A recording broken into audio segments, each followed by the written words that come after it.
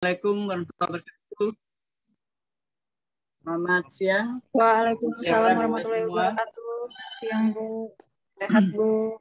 Ya, alhamdulillah sehat semuanya. Ini kuliah yang kedua ya. Yang lalu kita sudah bicara tentang pemidanaan yang terkait dengan penologi ya. Di mana pemidanaan di sini bisa diartikan juga sebagai hukum penitensier ya. Mana kita mengenal adanya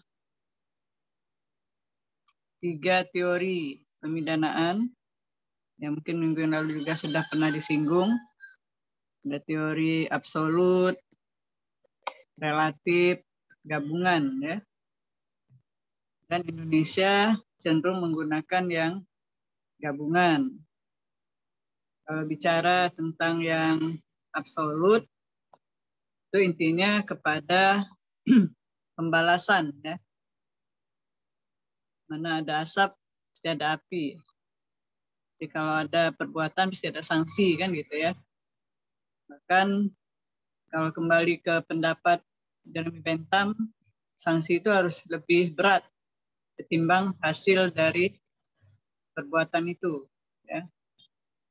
Kalau teori relatif itu mengarahkan harus berpikir ke depan. Ya. Jadi pemidanaan itu ada tujuannya.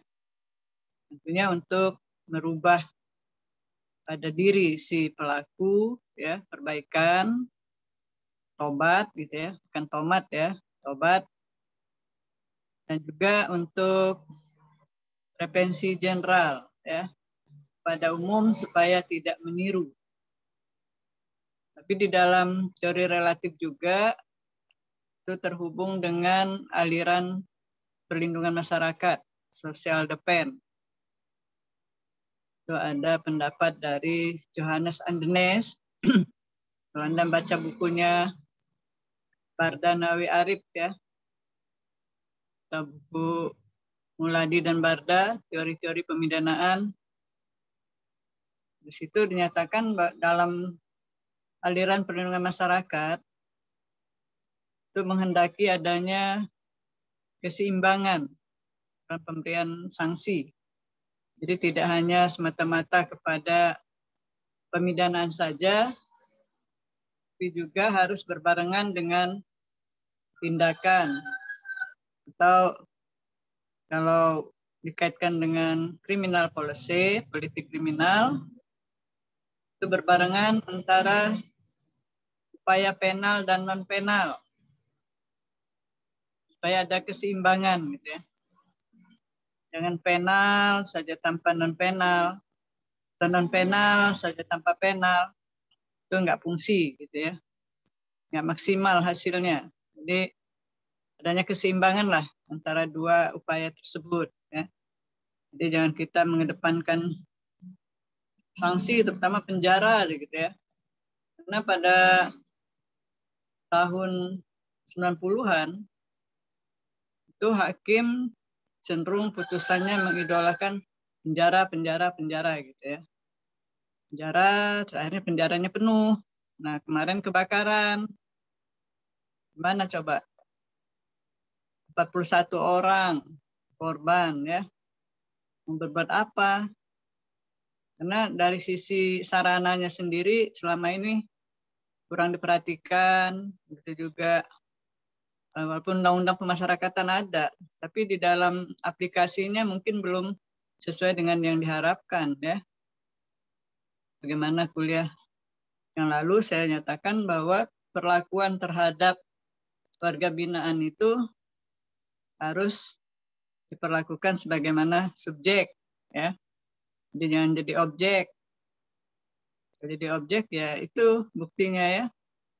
41 tak berdaya mau kemana, mati di dalam lapas ya, sia-sia, nggak bisa ya gimana si petugas juga karena terlalu ketat dikunci dari luar gembok ya, membuka udah keburu kebakar, nggak bisa berbuat apa-apa. mati di dalam ya. Udah nggak bisa apa-apa lagi ya. Ya untungnya masih sebagian besar kan 102 ya. Berapa itu? 120 sekian. 80 masih selamat gitu. 41 yang bakar dan meninggal. Itu pun masih diidentifikasi karena namanya terbakar ya. Mau Cireng satu-satu harus tes macam-macam dulu. Bisa berhari-hari, berminggu-minggu gitu ya. Baru ketahuan. Nah, oleh karena itu mulai dari tahun 2010-an kan sudah ada pemikiran adanya model-model penyelesaian non penal melalui restoratif justice gitu-gitu kan. Dan itu lebih dirasakan adil ya. Apalagi perbuatannya misalnya tidak terlalu berat, semua masuk penjara gitu kan. Ini dipilah-pilah ya. Dan penjara yang kebakaran itu memang usianya sudah cukup tua dari zaman Belanda itu. Mulai dari tahun 72 belum pernah direhab, gitu kan, kata Menteri kemarin. Sekarang 2021. Nggak pernah diperhatikan fasilitasnya ya. Ya bisa dibayangkan lah pelaksanaannya seperti itu ya. Satu blok isinya 100 lebih ya. Bayangkan kita satu rumah isi 10 orang aja sumpah gitu ya. Isi 100 lebih. Gimana ngebayangin tidurnya gitu ya. Mandi segala macam. Ya, itulah kondisi di dalam lapas ya. Nah, sedangkan teori yang ketiga teori gabungan ya. Kita sementara ini Indonesia memang masih ke teori yang ketiga. Si gabungan antara absolut dan relatif. Tapi walaupun absolut lebih mengedepankan yang relatif seperti itu pendapat Sudarto ya. Jadi tidak sepenuhnya absolut. Masih ada tujuan perbaikan ke depan. Oke, di ke depan dalam artian pada waktu berlakunya nanti RUU KUHP itu lebih cenderung kita menggunakan teori yang kedua, relatif ya. Jadi pembalasannya sudah dikesampingkan. Ya, kalau balas dendam itu nggak ada perbaikan kan gitu. Sedangkan lembaga lapas itu untuk pemulihan ya, sosialisasi supaya mereka tobat, sadar, berubah gitu. Kalau pembalasan kan banyak yang nggak pulang lagi gitu. Pulang hanya nama ya. Apalagi di Nusa Kambangan. Ya, pulang-pulang udah ceritanya aja, tuh orangnya kemana, apa dibunuh, apa mati, nggak jelas. Ya. Makanya orang kalau udah masuk penjara itu udah seperti orang naik haji aja. Ya, pulang syukur, nggak pulang ya memang mau diapakan gitu kan, udah pasrah. Itu yang terjadi ya, karena prinsipnya nggak sesuai dengan yang kita harapkan ya, sesuai dengan Undang-Undang Pemasyarakatan, Undang Nomor 12 Tahun 95. Oke, kita lanjut ke hukum penitensier dalam perspektif ya. Tapi sebelumnya saya tawarkan dulu, kalian nanti saya beri tugas buat PPT ya. Kalau 12 orang berarti 6 kelompok. Ini ada bukunya. Jadi saya titip sama Rohim ya.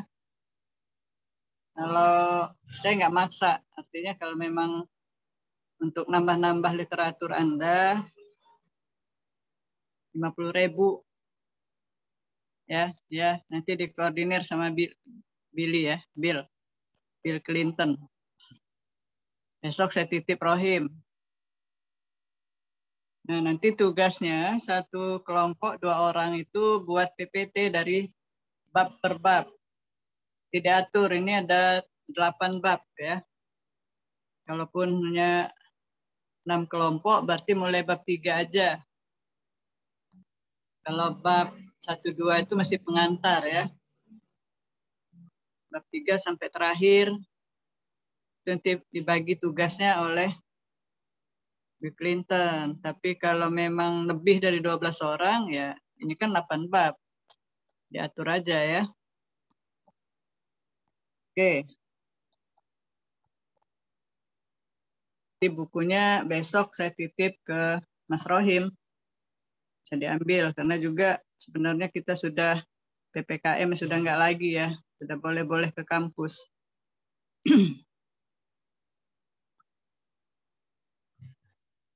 Nah, terkait dengan hukum penitensiar dalam perspektif, ini kajiannya cenderung ke dalam RUU KUHP, yang bisa dilihat dalam arti yang sempit ya, dari sisi jenis pidana atau strafsot, kemudian lamanya ancaman pidana yang disebut dengan strafmat, dan pelaksanaan pidana atau straf modus ya. Jadi ada 3 kajian di dalam RUU KUHP yang terkait dengan penitensiar atau pemidanaan. Dilihat dari jenis pidana, kalau dalam KUHP yang lama kan pasal 10 KUHP, pidana pokok dan pidana tambahan. Kalau di sini diatur dalam pasal 65, 66, dan 67. Pasal 65, 66, dan 67 RUU KUHP. Kalau Anda bisa download RUU KUHP yang 2019 ya, yang terbaru. Dalam pasal 65 itu memuat pidana pokok ya. Dalam ayat 1-nya, yang pertama justru pidana penjara. Kalau yang pasal 10 kan pidana mati ya. Pidana penjara, tutupan, kerja sosial, pidana pengawasan, dan pidana denda. Ya.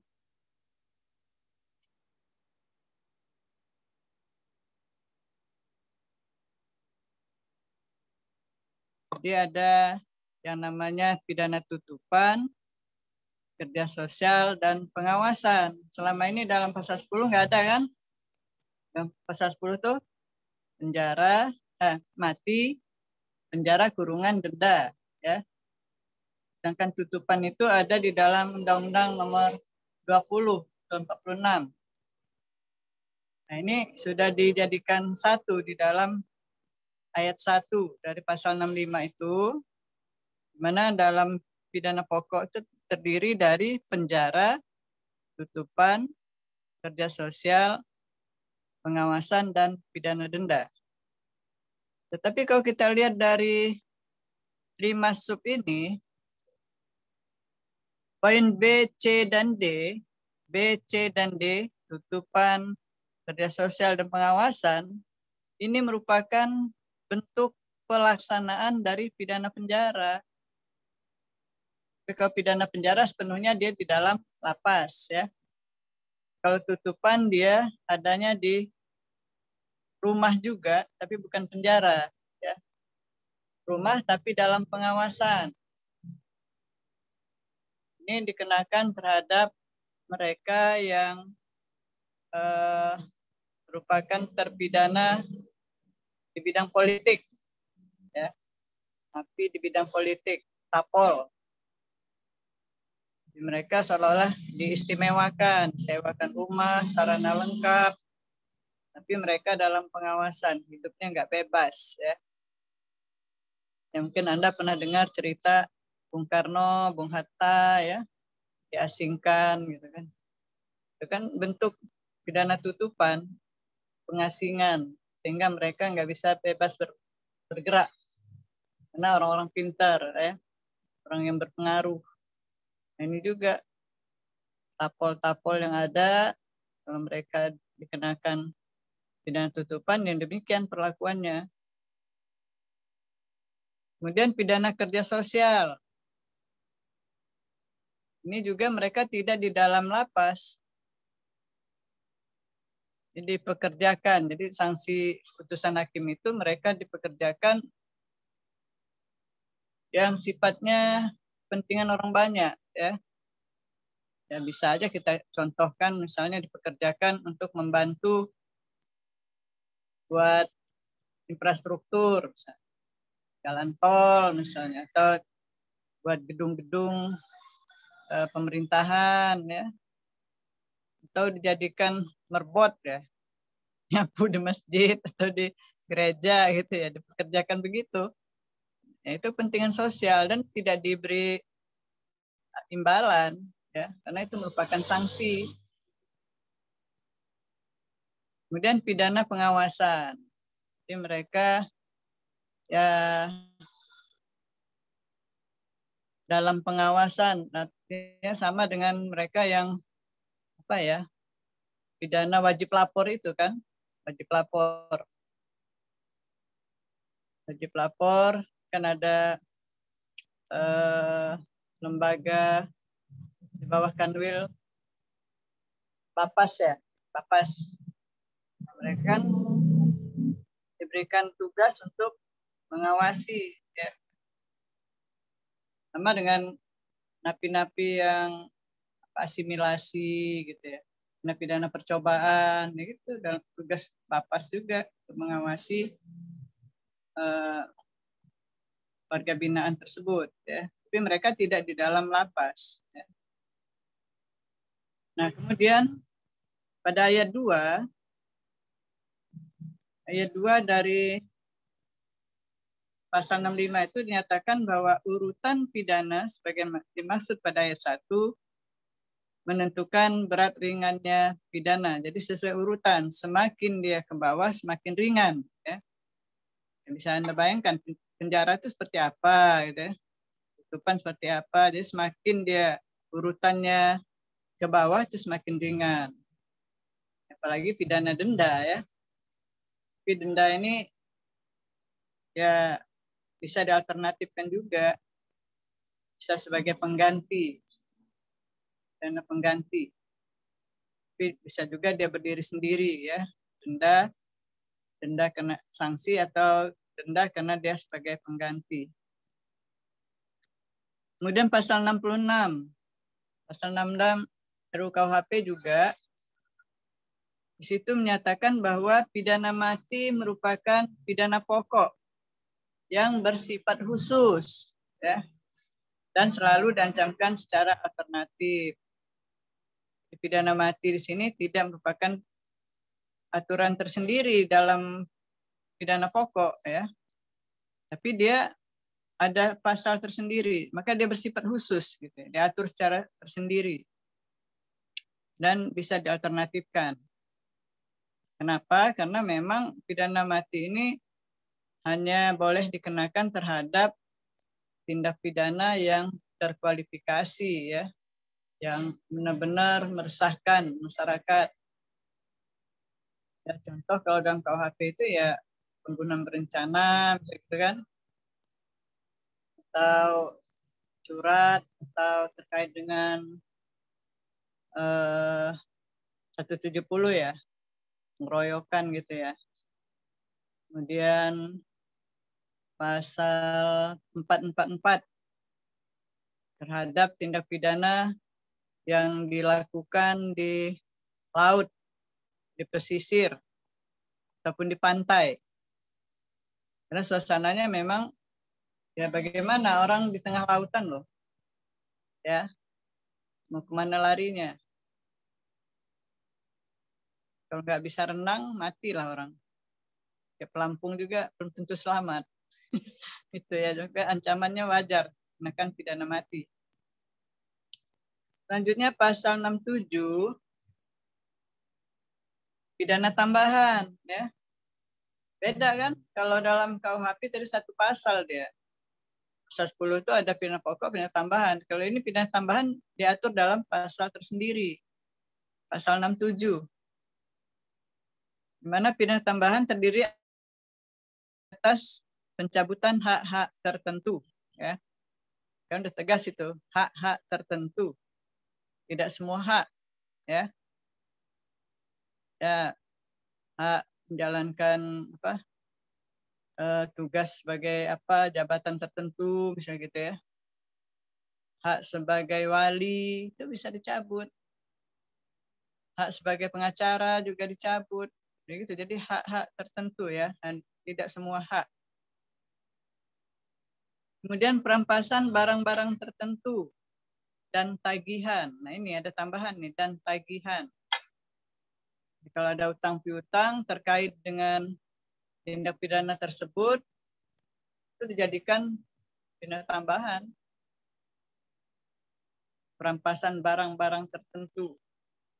Ya, tentunya barang-barang yang terkait dengan kejahatan, ya. Bisa barang yang dijadikan alat atau barang yang merupakan hasil, ya. Kemudian pengumuman putusan hakim. Karena tidak semua putusan itu bisa diumumkan. Bisa Anda baca pasal 35 KUHP, ya. Jadi pengumuman putusan hakim ini juga merupakan pidana tambahan. Ada yang tidak diumumkan, ada yang langsung masuk medsos, gitu ya, media massa, boleh, tapi ada yang nggak boleh. Ya. Kemudian pembayaran ganti kerugian, ini juga masuk baru ya. Dan ini ganti rugi itu hanya dihukum perdata. Ini masuk dalam pidana tambahan, dalam konsep. Nah, yang terakhir ini pemenuhan kewajiban adat.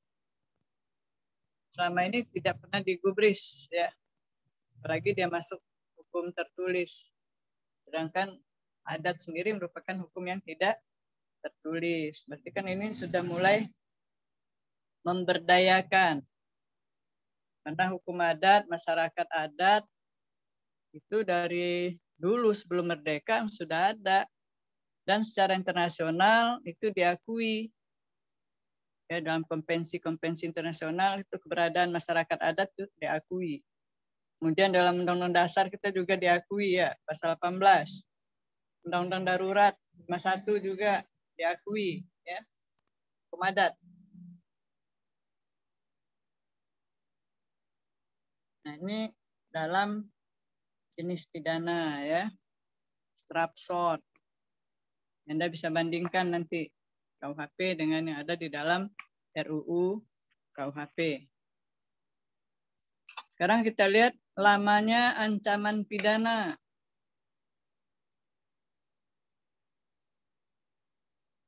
Jadi selama ini dalam KUHP kita mengenal adanya pidana minimum umum. Minimum umum 1 hari ya. Itu dalam KUHP. Konsep pun begitu, minimum umum 1 hari. Tapi di dalam konsep dan bahkan juga di undang-undang di luar KUHP pun kita sudah mengenal adanya minimum khusus. Ya. Kalau minimum umum tadi 1 hari, nah minimum khusus itu tidak semua diberikan terhadap tindak pidana, tapi dalam tindak pidana tertentu karena dia sifatnya khusus. Ya. Contoh misalnya terhadap undang-undang narkotika gitu ya, atau korupsi. Itu sudah jelas tuh dalam undang-undangnya. Ada standar minimum khususnya. Diancam pidana minimum 2 tahun, maksimum sekian tahun. Jadi ada minimum khusus dan maksimum khusus di situ ya. Di Undang-Undang Perlindungan Anak juga sudah ada ya. Oke, ada junto Undang-Undang 35 2014. Situ kan perlindungan anak kalau tadinya tidak mengenal minimum khusus, dalam Undang-Undang 35 sudah ada minimum 5 tahun ya. Minimum 5 tahun, maksimum 15 tahun. Jadi minimum khususnya 5 tahun, maksimum khusus 15 tahun, maksimum umum 15 sampai 20 tahun, kecuali seumur hidup, gitu kan. Jelas itu. Selama ini belum ada dalam KUHP yang kita pelajari, belum ada minimum khusus ya. Adanya di dalam konsep dan di dalam undang-undang tertentu ya. Perlindungan anak tadi sudah, undang-undang korupsi sudah, undang-undang narkotika sudah ya. Yang Anda baca ada minimum-minimumnya. Nah, pentingnya standar minimum itu antara lain untuk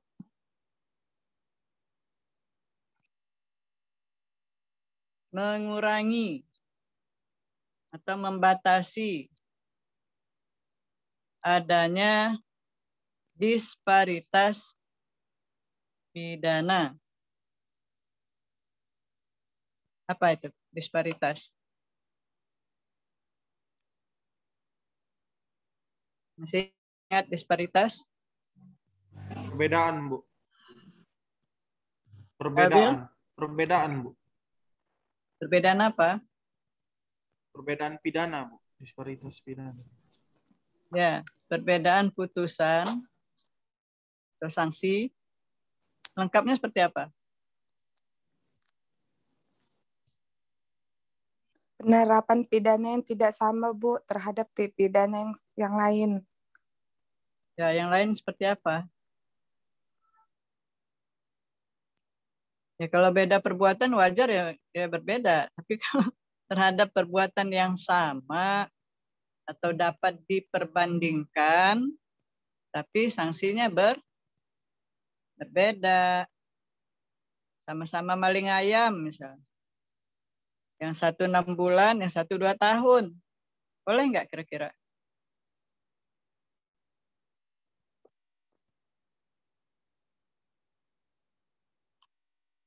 Hakim boleh aja dengan keyakinannya gitu kan. Pertimbangannya oh yang ini cukup 6 bulan, yang satu cukup 2 tahun. Nah, tetapi dengan adanya standar minimum khusus, hakim tidak boleh terlalu jauh berbedanya gitu ya. Kalau misalnya minimum 2 tahun, berarti hakim tidak boleh kurang dari 2 tahun.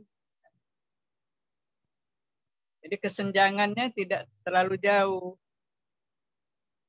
Karena kalau terjadi perbedaan yang terlalu jauh, itu akan timbul ketidakpercayaan masyarakat terhadap hukum.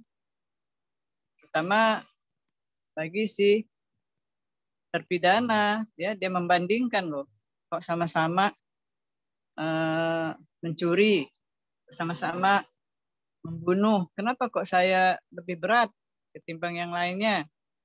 Seolah terjadi ketidakadilan di situ kan, kecemburuan sosial, ketimpangan ya.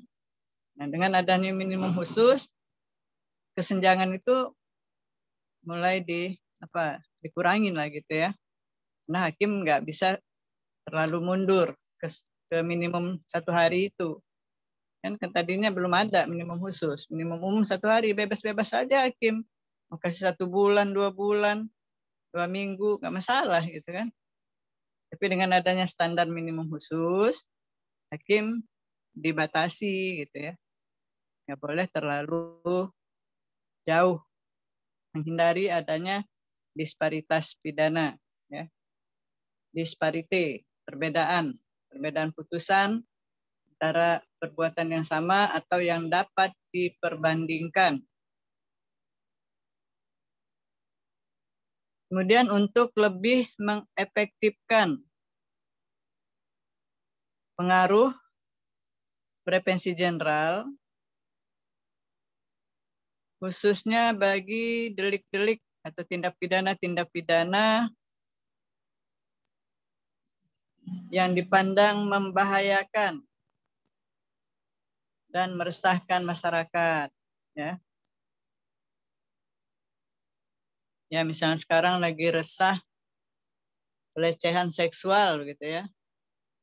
Nah, dengan adanya minimum 5 tahun, berarti kan pelakunya nggak boleh kurang ya, sanksinya dari 5 tahun. Mikirlah predator-predator itu ya, untuk meniru. Woi, ancaman 5 tahun loh, penjara loh 5 tahun gitu ya. Ya kalau nggak kebakaran mati lagi dalam penjara. Jadi takut kan gitu ya, ada prevensi gitu. Ada apa? Ada rasa psikologis gitu ya, rasa takut dengan adanya ancaman yang minimum tadi, dia tidak boleh kurang dari 5 tahun. Ya. Jadi mulailah mengurangi ya, mereka kapok, nggak mau meniru. Prevensi general ya. Kemudian yang ketiga dianalogikan dengan pemikiran bahwa apabila dalam hal-hal diperberat, di hal-hal pemberatan pidana ya, jadi dianalogikan pemikiran terhadap pemberatan pidana itu, maka minimum pidana pun hendaknya dapat diperberat.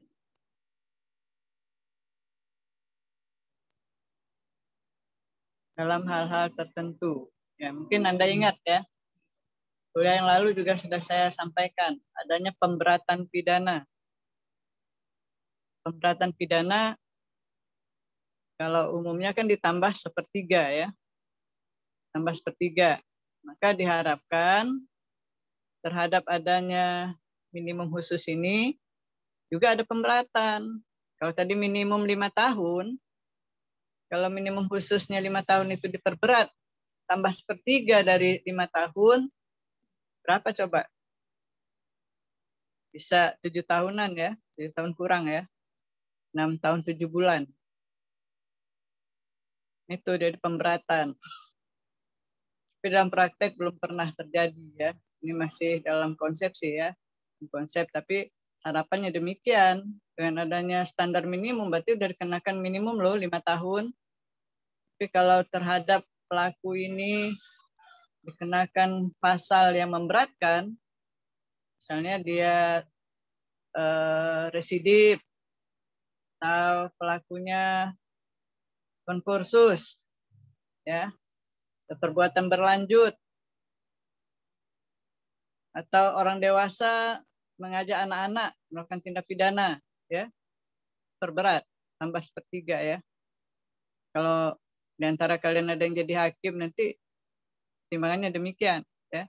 Jadi jangan hanya melihat maksimumnya aja yang diperberat, minimumnya pun bisa diperberat, ditambah 1/3 ya. Nah ini tujuannya kan supaya prevensi general lah itu yang utama ya. Kalau bagi yang bersangkutan itu relatif, bisa tobat bisa nggak tobat ya. Tapi dengan sanksi yang berat, masyarakat mendengar, oh ini sanksinya lumayan loh, berat. Atau calon-calon pelaku yang mau meniru itu berpikir, ya. Seperti itu. Itu harapannya dengan adanya minimum khusus, ya. Memang selama ini sih belum banyak diterapkan, ya. Mungkin baru di Undang-Undang Perlindungan Anak, Undang-Undang Korupsi, gitu ya.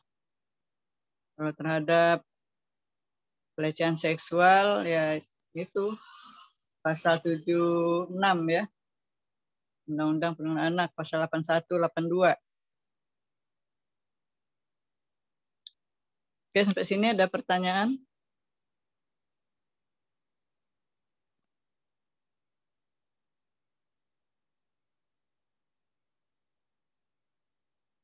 Nggak nanyanya ini ngantuk apa MJ? Ya mudah-mudahan jelas lah ya. Oke, selanjutnya dalam konsep kita juga mengenal adanya tujuan pemidanaan ya. Yang selama ini dalam KUHP nggak ada aturan yang khusus mengatur tentang tujuan pemidanaan. hanya ada di dalam teori tadi, teori tujuan ya. Nah, ini diwujudkan dalam konsep dalam KUHP. Itu pasal 54. 54 KUHP di situ dinyatakan ayat satunya ya, pidana bertujuan A, mencegah dilakukannya tindak pidana dengan menegakkan norma hukum demi pengayoman masyarakat. Jadi tujuan pertamanya itu mencegah, dan memberikan sanksi itu harapannya mencegah ya, prevensi. Kemudian tujuan yang kedua atau B, memasyarakatkan terpidana dengan mengadakan pembinaan sehingga menjadi orang yang baik dan berguna. Ini dengan kata lain apa ini? Memasyarakatkan terpidana. Berarti resosialisasi ya. Memasyarakatkan. Kalau sosialisasi sepenuhnya ada di dalam pembinaan, tapi resosialisasi dimasyarakatkan kembali gitu ya. Jadi dengan dia dibina, dipersiapkan untuk kembali jadi orang yang baik atau orang yang berguna. Jadi diharapkan dia tidak jadi residivis ya. Jadi kalau katakanlah pembebasan atau asimilasi kembalian ke dalam masyarakat itu hari ini 10 orang misalnya ya, diharapkan dari 10 itu paling tidak ya lebih dari separuhnya yang resosialisasi yang baik gitu. Tapi kalau justru lebih banyak yang balik lagi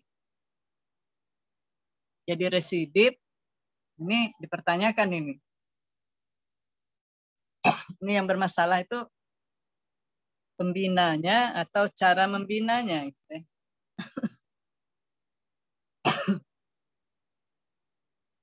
Kalau balik lagi betah gitu ya. Ya bisa aja dicontohkan misalnya ya, kita kuliah S2 kan target maksimum 2 tahun ya. Kalau sudah lebih dari 2 tahun, bisa 3 tahun, 4 tahun, ini bisa dipertanyakan di mananya yang salah. Sistem pendidikannya yang salah atau yang bersangkutan yang salah. Kenapa kok betah, gak selesai-selesai? Kecuali ya kalau memang ada hal-hal lain yang mendesak, misalnya cuti gitu kan, jelas kan cuti, atau yang udah pada terima kerja atau yang pindah kerja gitu kan, itu beda lagi. Tapi kalau dia memang apalagi yang reguler gitu ya, belum banyak kesibukan, tiba-tiba nggak selesai-selesai, ada apa? Kita bandingkan seperti itulah. Kira-kira bisa dipelajari ya kalau memang terjadi hal yang tidak sesuai dengan target kan gitu. Kemudian tujuan yang ketiga, menyelesaikan konflik yang ditimbulkan oleh tindak pidana dengan memulihkan keseimbangan dan mendatangkan rasa damai. Menyelesaikan konflik dengan pemberian sanksi itu diharapkan ya pemulihan ya, kembali seperti semula, hidup bisa berdampingan kembali. Misalnya terjadi berantem dengan tetangga gitu ya, penganiayaan, ada yang lapor gitu kan. Kalau diberikan sanksi pasti tetangga yang jadi korban nerima gitu ya. Terima dan bisa damai kembali. Itu harapan ya, namanya tujuan pemidanaan ya. Walaupun dalam praktik belum tentu. Misalnya tindak pidana KDRT, tujuannya untuk supaya damai, menyelesaikan konflik. Mungkin nggak kira-kira? KDRT istri melaporkan suami, gitu ya. Kalau memang sangat mencintai, mungkin bisa kembali damai ya. Tapi kalau orang Lampung, misalnya orang Medan gitu ya, PL ya, jadi lapor polisi, ngapain lagi kita satu kamar gitu ya. Jadi bukan menyelesaikan gitu ya. Nah makanya kalau nggak terpaksa betul, janganlah. Memang KDRT itu dulu sebelum ada undang-undangnya itu kan wilayah privat ya, wilayah privat, urusan dalam rumah tangga orang. Polisi nggak boleh masuk gitu kan. Polisi itu hanya batas pintu gerbang ya. Tapi dengan adanya undang-undang KDRT, polisi sampai ke depan pintu kamar orang berantem, ikut campur gitu. Nah itu, tapi ya undang-undangnya demikian gitu, karena mungkin selama ini ya ini kan mungkin masukan dari kaum perempuan yang jadi korban kali ya buat undang-undang tentang KDRT. Memang mayoritas korbannya perempuan ya, tapi ada juga sih KDRT korban laki-laki ya. Artinya suami-suami takut istri. Mungkin ada juga, tapi sedikit gitu ya persentasinya.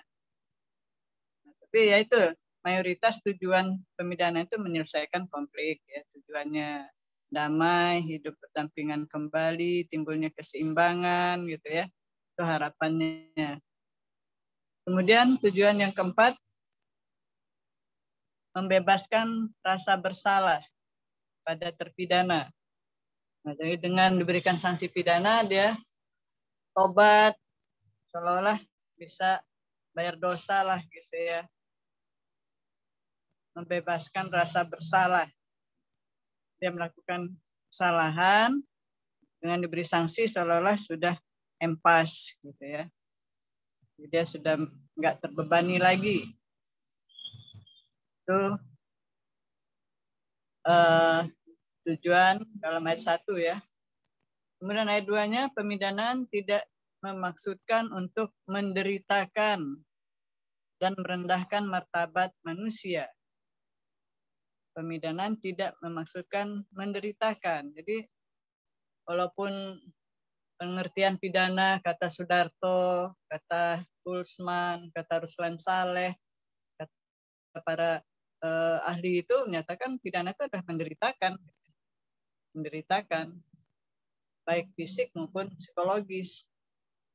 Tapi di sini pemidanaan tidak memaksudkan untuk menderitakan. Artinya apa? Dalam perlakuan, terutama dalam lapas yang saya kuliahkan kemarin itu, bahwa di dalam lapas itu perlakuan kita terhadap warga binaan itu diperlakukan sebagaimana subjek, gitu ya. Sebagaimana subjek, memanusiakan manusia. Di manusia itu punya hak dan kewajiban, ya. Jadi jangan hanya haknya saja, tapi kewajibannya pun diperhatikan, ya. Ya, memang zaman dulu sih lebih menekankan pada kewajiban, ya.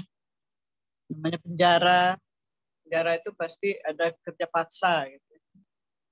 Jam-jamnya juga ketat, disiplin. Maka di dalam penjara itu ada budaya yang kita kenal dengan budaya risonisasi. Karena mereka dalam tembok derita bersama-sama dalam waktu yang lama, gitu kan. Jadi saling menularkan lah.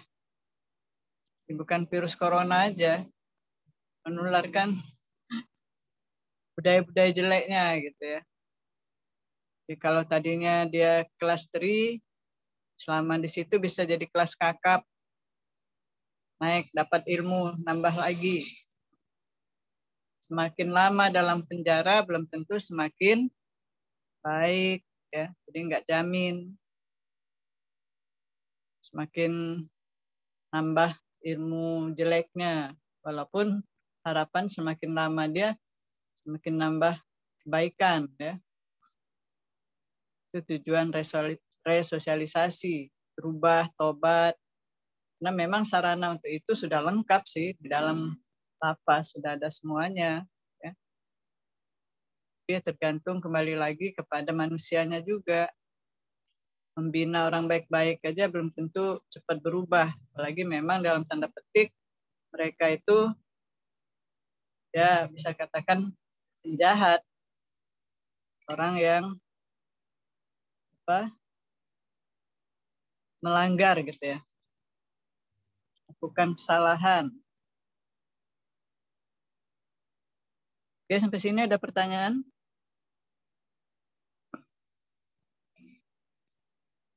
Ya, kalau di dalam KUHP memang nggak ada pasal tersendiri mengatur tujuan, tapi dalam doktrin secara umum ya ada dua tujuannya ya, prevensi spesial dan prevensi general.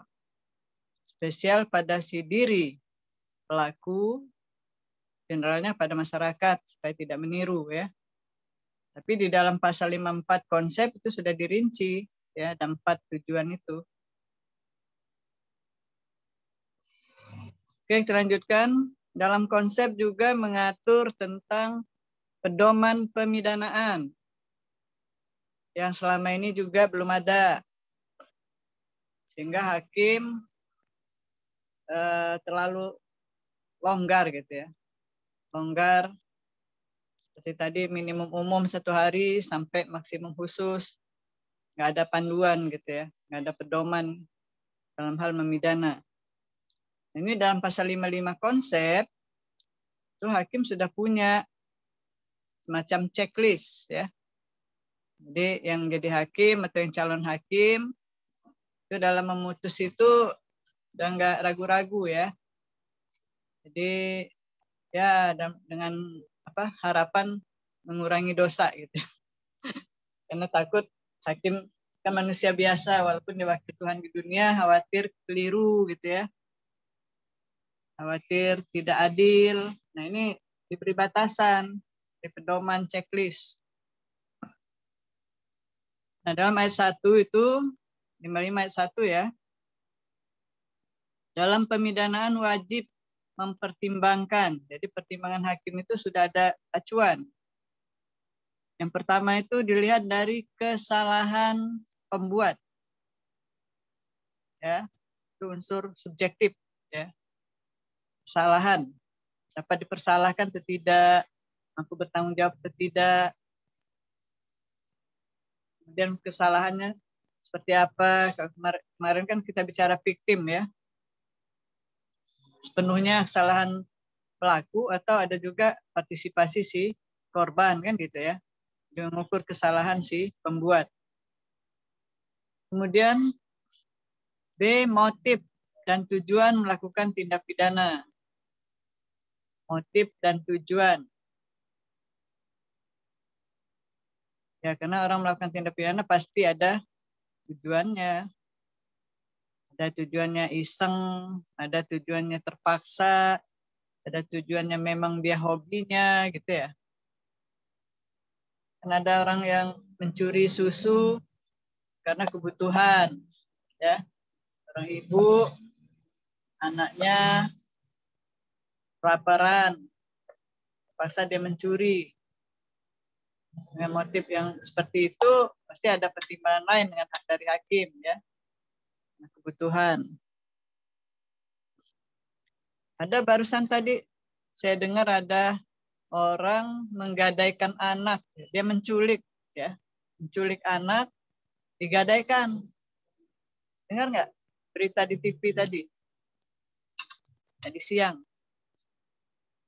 Menculik anak, terus anak itu digadaikan dengan 3 karung beras. Gimana coba pertimbangannya? Kalau kita sebagai pemimpin, pikir, oh ini benar-benar masyarakat kita ini udah susah gitu ya, mau makan aja susah, dan yang jualan orang gitu ya. Gitu ya. Itu begitu tekanan ekonomi ya, kebutuhan. Kan dilihat nih motif ya. Motif dan tujuan melakukan tindak pidana. Kemudian yang ketiga, sikap batin pembuat. Sikap batin, mens rea. sikap batin, niatnya ya, benar-benar untuk melakukan suatu perbuatan itu, dilihat sikap batinnya. Memang susah sih ya, mengukur sikap batin ya, secara psikologis ya. Jadi memang hakim itu harus benar-benar jenius, belajar psikologi, belajar ilmu ekonomi. Jadi tidak hanya semata-mata ilmu hukum aja ya. Hakim tugasnya berat. Kemudian selanjutnya tindak pidana, sikap yang dilakukan apakah direncanakan atau tidak direncanakan ya. Ya, berat ringan sanksi itu kan dilihat dari contoh misalnya 338 per 340 pasti beda kan gitu ya. Rencanakan dulu apa tidak. Kemudian cara melakukan tindak pidana, modusnya ya. Modus operandinya. Kemudian sikap dan tindakan pembuat sesudah melakukan tindak pidana. Ada rasa penyesalan atau tidak. Gitu ya. Kan ada orang yang malah seneng-seneng aja, biasa-biasa aja. Gitu. Kalau dia nyesal beda gitu sanksinya. Kemudian riwayat hidup, keadaan sosial, keadaan ekonomi dari si pembuat itu. Kalau memang keluarganya seperti Lombroso dari turunan, kalau memang orang dari sononya penjahat, ya beda lagi gitu kan. Jadi bisa diketahui dari riwayat hidupnya. Kemudian pengaruh pidana terhadap masa depan pembuat. Hakim bisa mengira-ngira dengan dia diberikan sanksi sekian, misalnya 4 tahun, 5 tahun, bagaimana ke depannya? Bisa ada efek positif atau tidak gitu ya. Kemudian pengaruh tindak pidana terhadap korban atau keluarga korban. Ini bisa berat ringannya ya. Contoh misalnya pelecehan seksual. Tentunya kalau seorang hakim yang berpikir bagaimana posisi si korban, masa depan korban, keluarga korban, itu pasti ada pemberatan di situ ya. Kemudian adanya pemaafan dari korban atau keluarga korban. Ya, pemaafan kan ada ajas ya dalam konsep juga. Ajas pemaafan hakim gitu ya. Judicial pardon. Jadi kalau korbannya memaafkan, kalau di Lampung ini ada kan kearifan lokal ya. Muari gitu ya. Makan bersama. Salaman, memaafkan. Kalau di Arab sana ucap salawat. Allah salah Sayyidina Muhammad, salu alaih, kata yang satu. Udah selesai, maaf. Itu ya. Jika sudah saling memaafkan, walaupun ada sanksi juga mungkin bisa memperingan ya. Dengan adanya berita acara bahwa mereka sudah saling memaafkan. Sudah anggap saudara, sudah bertanggung jawab, bisa seperti Ahmad Dhani kemarin, sudah bertanggung jawab, seperti itu. Ada bukti gitu ya, secara tertulis. Kemudian hakim juga mempertimbangkan pandangan masyarakat terhadap tindak pidana yang dilakukan. Kan ini tindak pidana yang dilakukan ini benar-benar meresahkan atau hanya sekedar pada si korban saja, tidak berpengaruh berat kepada masyarakat. Itu bisa jadi pertimbangan juga ya. Itu checklist yang harus diperhatikan oleh hakim sebelum mengambil suatu putusan ya. Ini ada 11 poin ya. 11 poin. Sebelumnya ada 10 gitu ya. Untuk pertimbangan hakim. Kemudian dalam ayat 2-nya,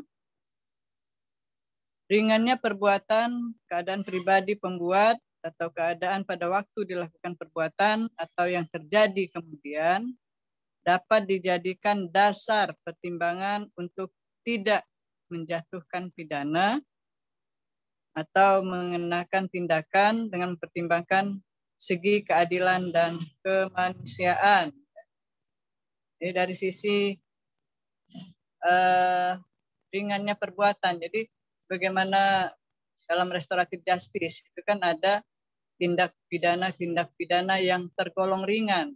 Kata ringan di sinilah ada batasan gitu. Terus bagaimana Perma nomor 2 2012 itu ya, bahwa ukuran tindak pidana yang tergolong ringan itu pencurian ringan itu kalau nilainya kurang dari 2.500.000 misalnya. Itu kan bisa dijadikan pertimbangan untuk restoratif justice saja, pemaafan saja, selesai di luar peradilan.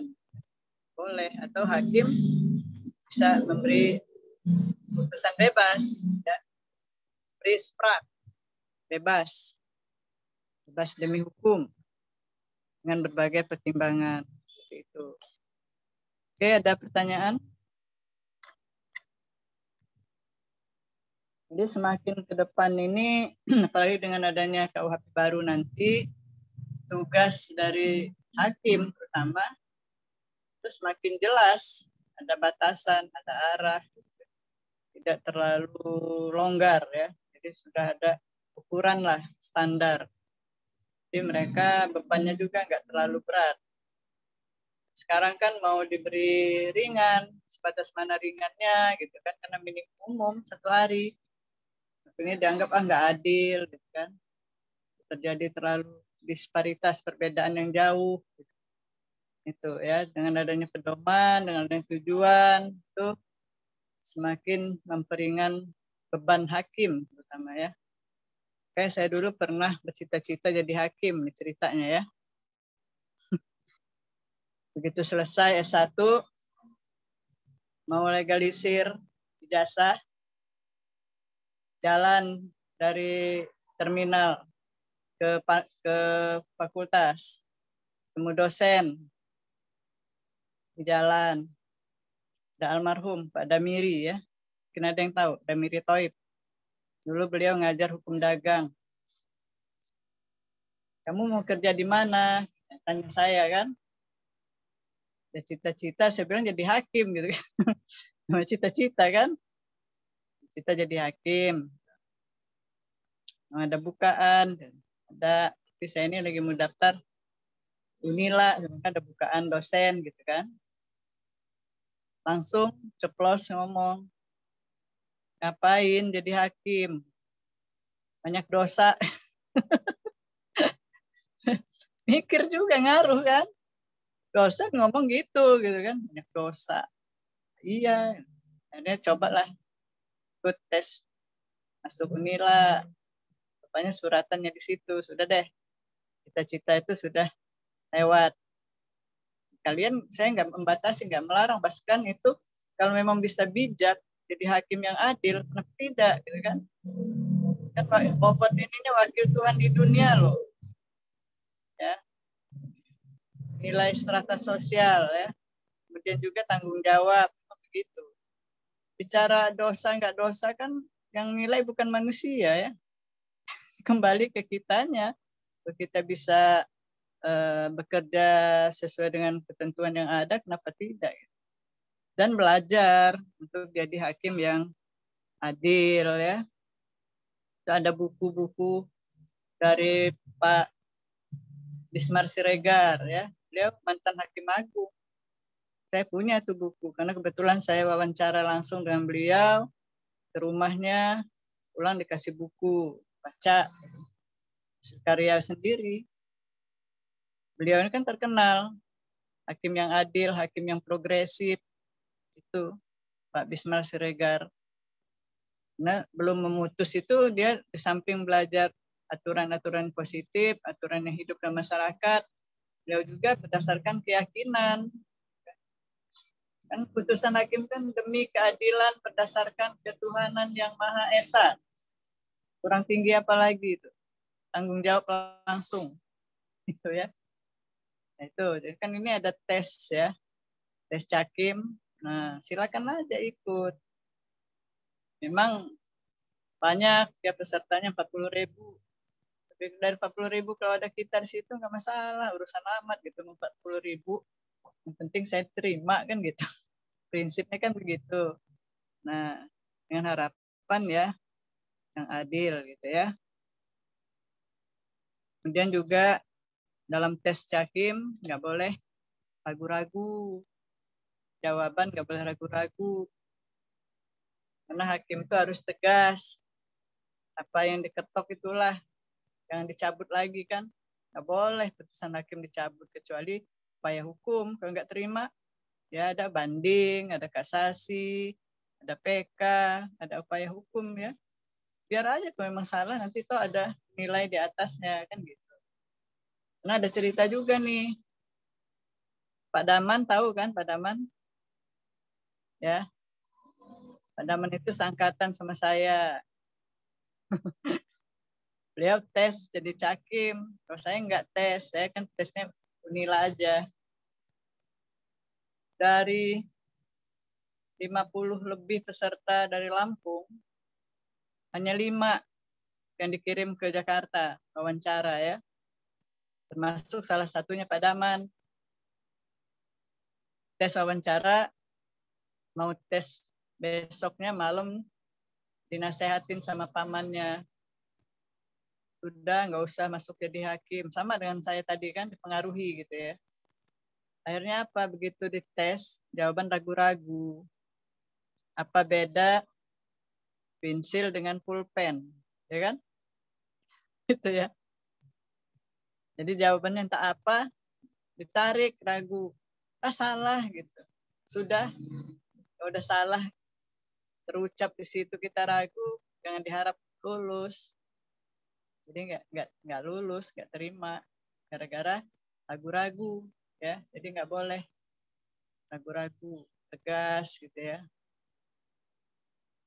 Kemudian teliti, orang sarjana hukum tuh begitu. Teliti, nggak sembarang ngomong, nggak aspun. Oke, saya kira itu ya hari ini. Ingat tugasnya ya. 2 minggu lagi kita paparkan. Jadi masing-masing kelompok itu 2 orang ya. Buat 1 bab PPT. Itu yang ngatur ke kelas. Ada pertanyaan mengenai tugas, Bill? Ya Bu, itu bukunya bisa dibeli di Pak Rohim besok ya Bu? Ya, besok saya titip ke dia. Bukunya Kalau dia sore ini yang, ke rumah, saya titip ke dia. Yang mana Bu bukunya Bu?